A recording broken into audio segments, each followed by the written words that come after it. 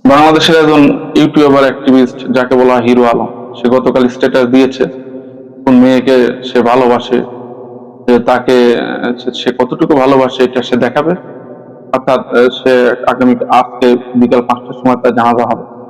এইরকম কিছু YouTuber activist আছে, এরা মানে শিক্ষণীয় কোনো কিছু তো আপলোড করবেই না, হয়তো অনর্থক বিষয় মাধ্যমে এই যুব সমাজকে ধ্বংস করবে, জাতিকে ধ্বংসের দিকে ধাবমান করবে।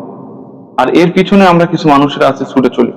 আল্লাহ পাক কালাম হাকিমের মধ্যে বলেছেন, ওয়ামিনান নাসি মান ইয়াশতারি লাহওয়াল হাদিসি লিয়ুদিল্লা আন সাবিলিল্লাহি বিগাইরি ইলমিন ওয়া ইয়াত্তাখিদাহা হুজুয়া উলাইকা লাহুম আযাবুম মুহিন। যারা এই সমস্ত অহেতুক অনর্থক বিষয়গুলি দিয়ে মানুষকে ব্যস্ত রাখে, মানুষের মস্তিষ্ককে ধ্বংস করে, পাপাচারের দিকে মানুষকে ধাবমান করে, কিয়ামতের ময়দানে এদের জন্য ডবল শাস্তির ব্যবস্থা আছে।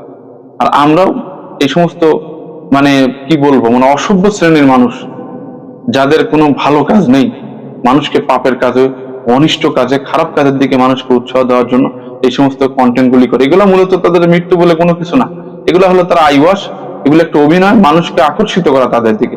মানুষকে ভালো জিনিস দিয়ে আকর্ষিত করা যায় না, ভালো জিনিস দিয়ে মানুষকে উৎসাহ দেওয়া যায় না। এই সমস্ত পাপিষ্ট পাপের কাজ, কি করলো, বউ কয়টার সাথে গেল, কি করলো, এই সমস্ত বিষয়গুলি ছাড়া, এই সমস্ত বিষয়গুলি সাধারণ জনগণ দেখা। আল্লাহ পাক এই সমস্ত লোকগুলিকে হেদায়েত দিক, এই জনপদকে পাপিষ্টদের হাত থেকে আল্লাহ